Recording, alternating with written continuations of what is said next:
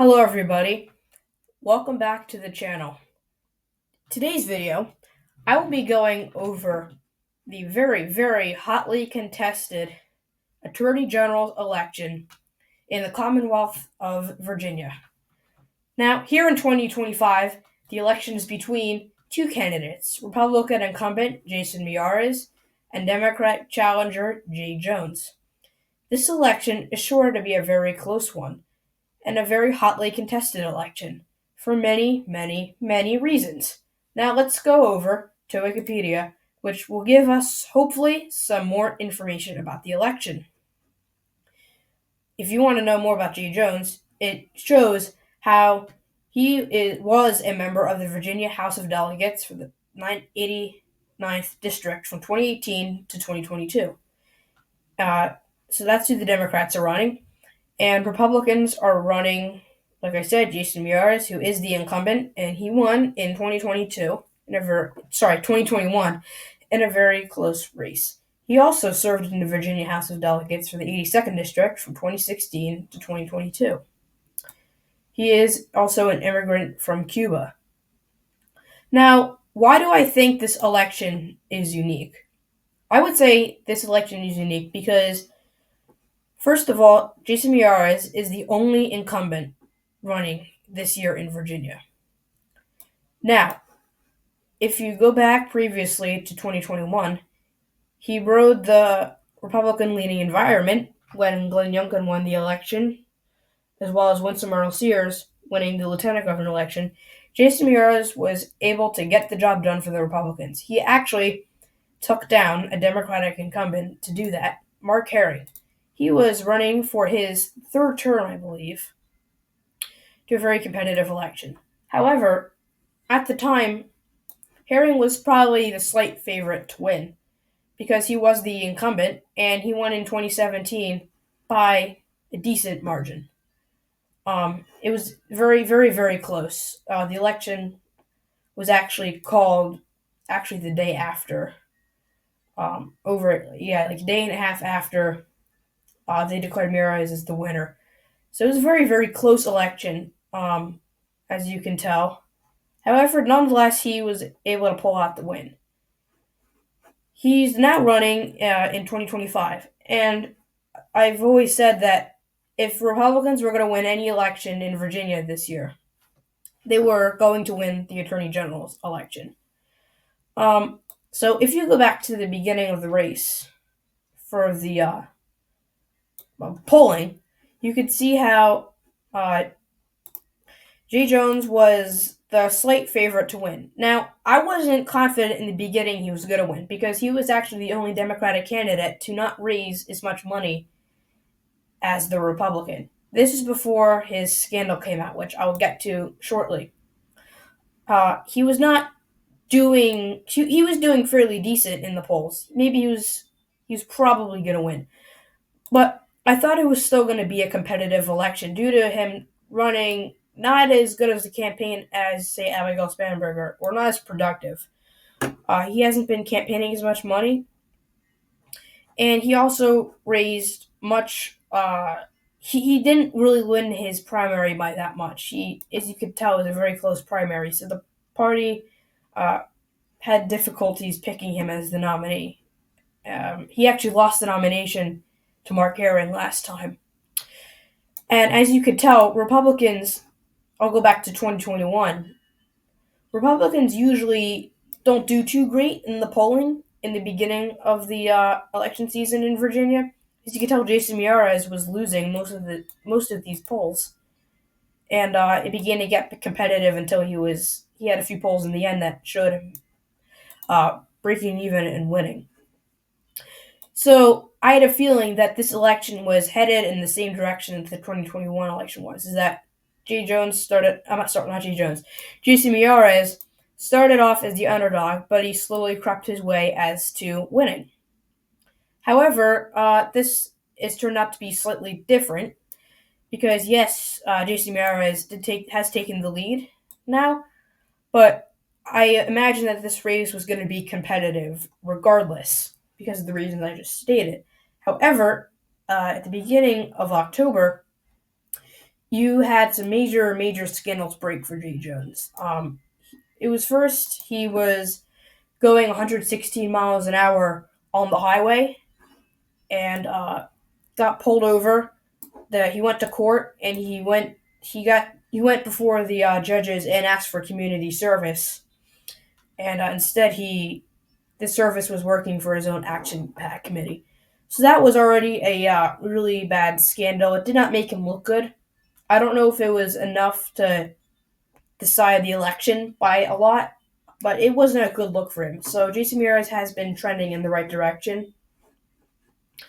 As you could also tell with the Real Clear average polling, it was similar. Scandals leak. J. Jones was leading. Now Miyares has taken the lead ever since then on our Real Clear polling average. With that being said, this election has really changed shape, if you will. And now you saw Jason Miyares likely to be able to pull it off and hold this seat for the Republicans. Because it was going to be a competitive election regardless. Maybe Jason Miyares was slightly unfavored just because the governor's election was going to be won by the Democrat and the lieutenant governor election was going to be won by the Democrat. So Jason Miyares still had a fighting chance to win, but he probably was going to lose. It was going to be very close anyways.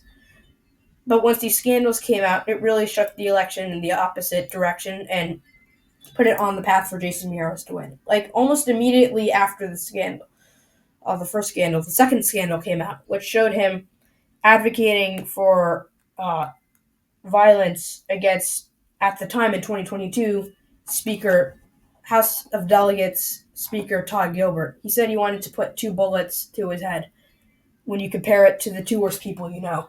He also said a lot of other inappropriate things that is really, really disturbing. However, I don't really want to get more into it just because of how violent they are. But you get the point. He's had some scandals, and they haven't been good for him. And I definitely think during the debate and during the election, Jason Miyares has used those points to take out against his opponent.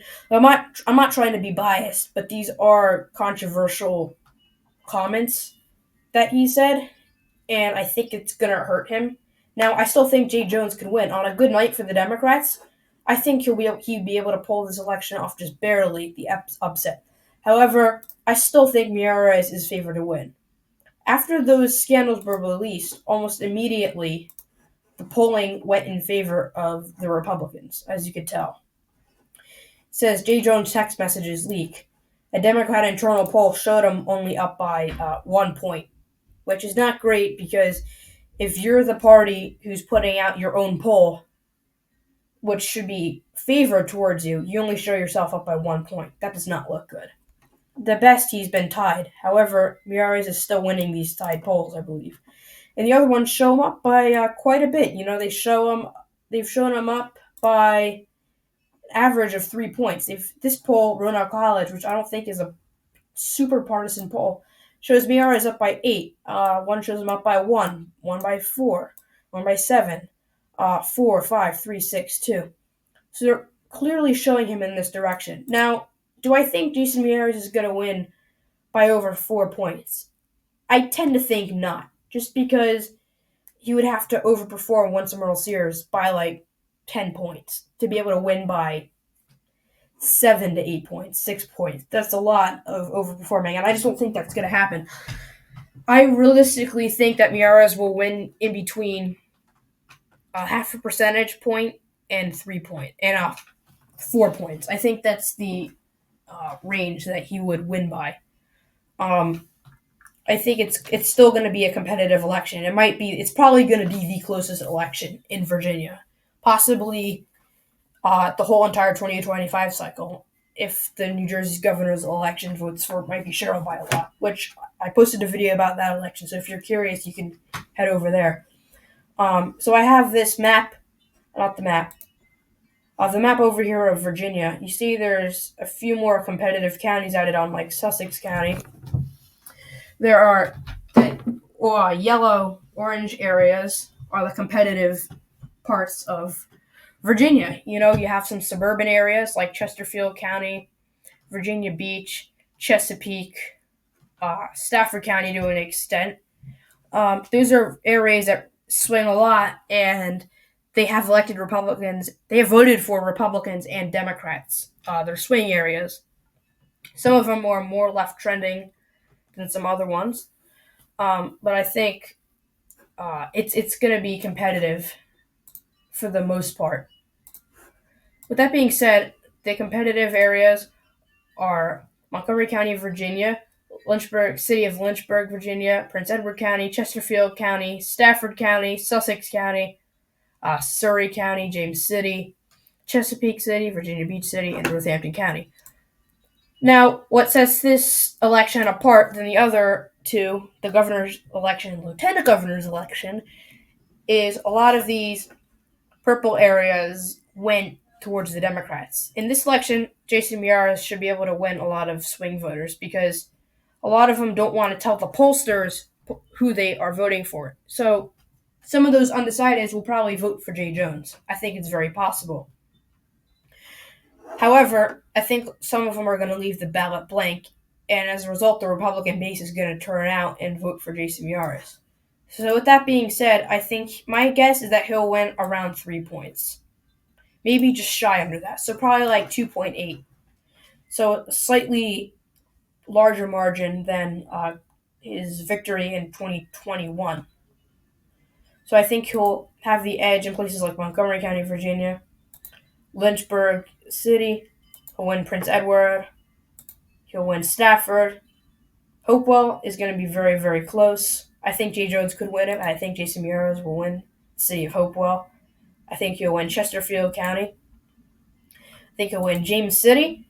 And I think he will do pretty well in the Hampton Roads area. This is a very swing area. They usually vote for whoever wins the state. A lot of Republicans rely on these areas to get their voter turnout, and that's how they're able to win statewide. So I think Jason Miyares will have a strong showing in these areas and win competitive areas like Northampton County and Surrey County.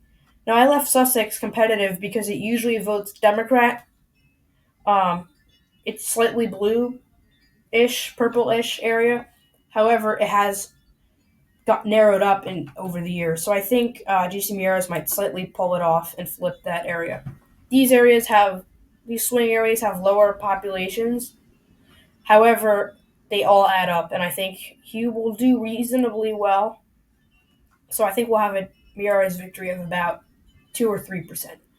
That is my showing of the election. I think anything could change. And again, on a good night, I think it's possible Jay Jones wins. But I just don't see it happening. I think Jason Miyares has the momentum he needs. That's basically how it is going with the Attorney General's election. So I hope you got something out of this video and you learned something. And thanks for watching. Like and subscribe and join if you'd like to support the channel. And have a good day.